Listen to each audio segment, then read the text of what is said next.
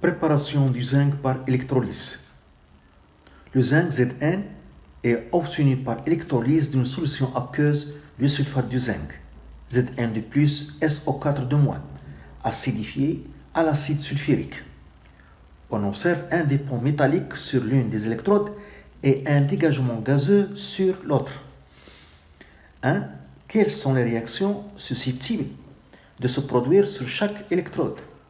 On donne le couple oxydant-réducteur S2 O8 de moins, SO4 de moins, Zn de plus Zn, H plus H2, O2 H2O.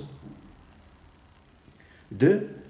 Préciser sur le schéma le nom de chaque électrode, la polarité et le sens de déplacement des espèces chargées. 3. Écrire l'équation de la réaction globale de cette électrolyse. 4. S'agit-il d'une transformation spontanée ou forcée? Pourquoi? 5. Établir le tableau d'avancement correspondant à la réaction d'électrolyse. 6. L'électrolyse a lieu sous 3,5 volts. L'intensité du courant peut atteindre 80 kA. Après 48 heures de fonctionnement, le dépôt de zinc est suffisamment épais. Il est alors séparé de l'électrode, fondu et coulé en lingots. 6.1. Quelle est la relation entre l'avancement X de la réaction et la quantité d'électricité Q transportée dans cet électrolyseur? 6.2. Calculer la masse de zinc produite par une cellule en 2 jours. 6.3. En fait, on obtient une quantité de zinc inférieure à celle attendue. Pourquoi? On donne la masse molaire de zinc, 65,4 g par mol. La constante de Faraday, 96 500 coulombs par mol. 1. Les réactions susceptibles de se produire sur chaque électrode. Les réactions susceptibles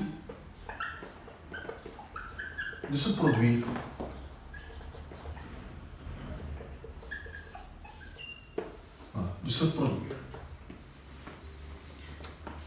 On a ici l'électrolyse d'une solution aqueuse de sulfate de zinc. Cette solution contient de l'eau. Donc, d'après les données des couples qui sont ici donnés, donc on a Zn de plus est un oxydant. Il y a aussi les ions H+, est un ion oxydant qui se trouve dans l'eau. Les réducteurs qu'on a, on a l'ion sulfate, SO4 de moins est un réducteur et H2O est un réducteur. Donc, à la cathode, il y a réduction, toujours. Et la réduction est un gain d'électrons. Et le spécimen qui gagne des électrons, c'est un oxydant. Et les oxydants ici qui sont en compétition, c'est Zn de plus et H+, d'après les données du couple. Donc, à la cathode, il y a réduction, qui est un gain d'électrons. Et l'espèce chimique qui gagne des électrons, c'est un oxydant. Et les oxydants qu'on a ici, il y a Zn de plus un oxydant, et il y a les ions H+, qui sont dans l'eau. On a une solution aqueuse qui contient de l'eau. Donc, on a la première réduction, Zn de plus 2 électrons, se transforme en Zn. Et H+, se transforme en H2. 2 atomes, 2 ions, donc ici plus 2 électrons. Ce sont les réactions de réduction qui sont en compétition à la cathode. À l'anode, il y a oxydation, toujours. Il y a oxydation. Pour se souvenir de ça, l'anode commence par une voyelle A et le mot oxydation commence par une voyelle O. L'oxydation est une perte d'électrons et c'est le réducteur qui perd des électrons. Et les réducteurs ici qui sont en compétition, d'après les données, ion sulfate et l'eau. L'ion sulfate, SO4 se transforme en S2O8 Deux atomes de soufre, un seul atome, donc fois 2. Ici, moins 4, ici, moins 2, donc plus 2 électrons. Le deuxième réducteur, qui est donné ici, H12, se transforme en O2. Deux atomes d'oxygène, un seul atome, donc ici fois 2. 4 atomes d'hydrogène, donc ici plus 4H+. La charge ici 0, on doit avoir 0 ici, donc c'est plus 4 électrons.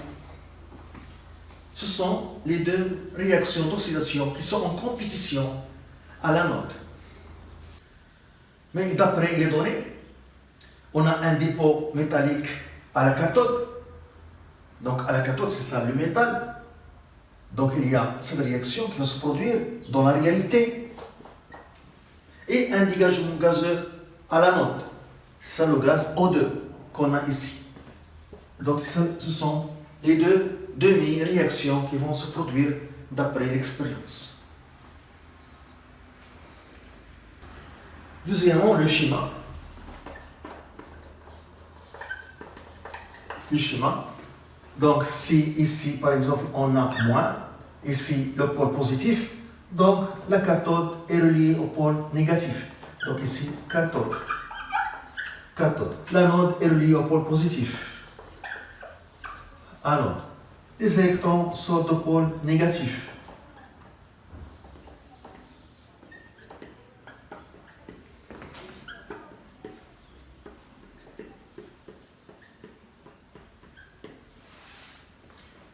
Ici, il n'y a pas d'électrons, il y a des ions. Donc, les cations se déplacent vers la cathode. Zn de plus. Les anions vers l'anode. SO4 de moins. Et un autre cation H+, vers la cathode. Troisièmement, l'équation de la réaction de l'électrolyse. L'équation de la réaction d'électrolyse. Donc, on a dit que c'est ça la réaction qui va se produire à la cathode et cette réaction à l'anode. Donc, on va sommer les deux demi-équations. Mais avant ça, il faut que le nombre d'électrons CD doit être égal au nombre d'électrons captés. Donc, je dois multiplier cette demi-équation de réduction par 2 pour avoir le nombre d'électrons CD4 et accepter 4. Donc, on aura 2 Zn de plus 2 H2O donne 2 Zn plus O2 plus 4 H+. Quatrièmement, la transformation est-elle spontanée ou bien forcée? Donc, elle est forcée par le générateur qui fournit l'énergie nécessaire pour que cette réaction a lieu. Quatrièmement, la transformation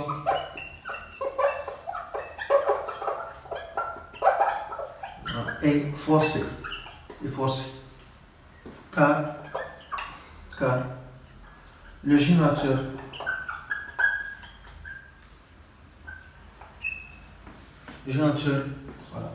fournit l'énergie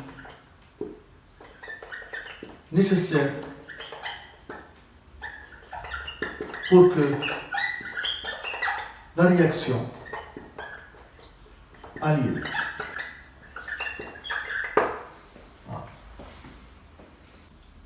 5. Le tableau d'avancement. Donc, cinquièmement, le tableau d'avancement. Donc, on écrit ici l'équation. Donc, 2 Zn de plus 2 H2O donne 2Zn plus O2 plus 4H+. Ici, une colonne réservée aux électrons, car ils sont échangés. Donc, dans l'état initial, la quantité d'électrons échangés 0. Dans un état intermédiaire, à un instant t, c'est 4x. C'est 4x, car le nombre d'électrons mis en jeu est 4 dans les deux demi-équations. Donc, ici, il y a 4, ici, il y a 4. Donc, Ni, ici, de Zn de plus, Ni, Zn de plus. Là, on a une solution aqueuse. Là, en excès. Là, en excès.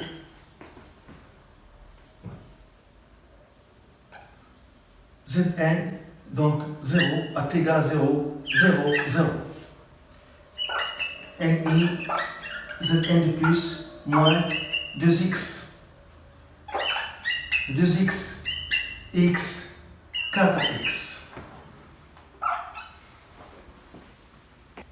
À 6.1, la relation entre l'avancement x et la quantité d'électricité Q. Sixièmement, 6.1, la relation entre l'avancement x et Q. Donc on a, d'après le tableau d'avancement, que la quantité d'électrons échangés est égale à 4x. Et la quantité d'électrons échangés, CQ sur Faraday, est égale à 4x. Donc Q est égal à 4x fois Faraday. C'est la relation demandée. 6.2. La masse du zinc produite pendant 2 jours. La masse du zinc produite pendant 2 jours.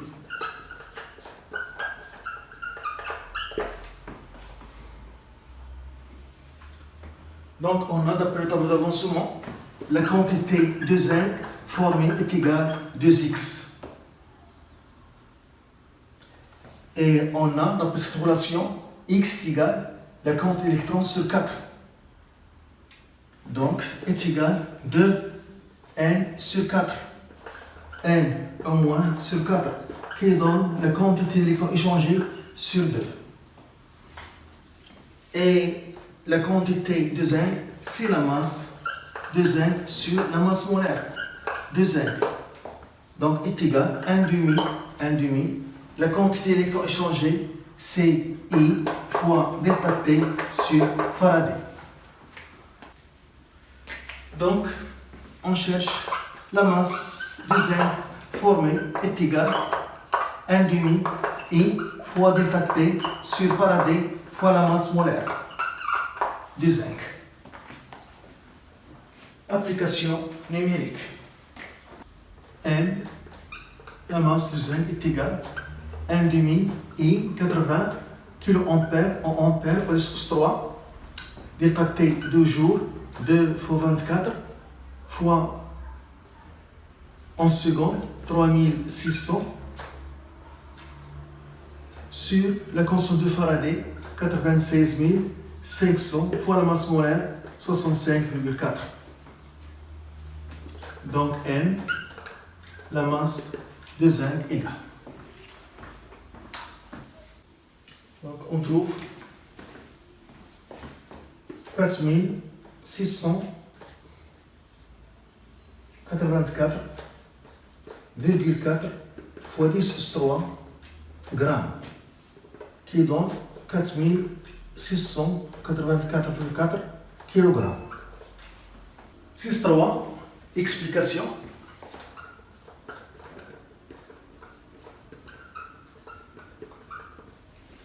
On a dit que dans la réalité, on obtient une masse inférieure à cette valeur, et ça s'explique par la présence d'une autre réaction de réduction qui concurrence la réduction de Zn de plus. On a dit au début qu'il y a une autre réaction de réduction de H+, plus 2 électrons, donne H2. qui concurrence la réaction de réduction de Zn de plus à la cathode. Voilà. Qui concurrence la réaction Zn de plus 2 électrons dans Zn. Une autre explication, l'intensité du courant n'est pas constante. Voilà. L'intensité du courant n'est pas constante. Une autre explication, l'intensité I du courant n'est pas constante. Pendant 2 jours, il y a une grande quantité de zinc qui se forme. Et lorsque le zinc se forme, il se dépose sur la cathode. Donc, la résistance change. C'est pourquoi l'intensité n'est pas constante.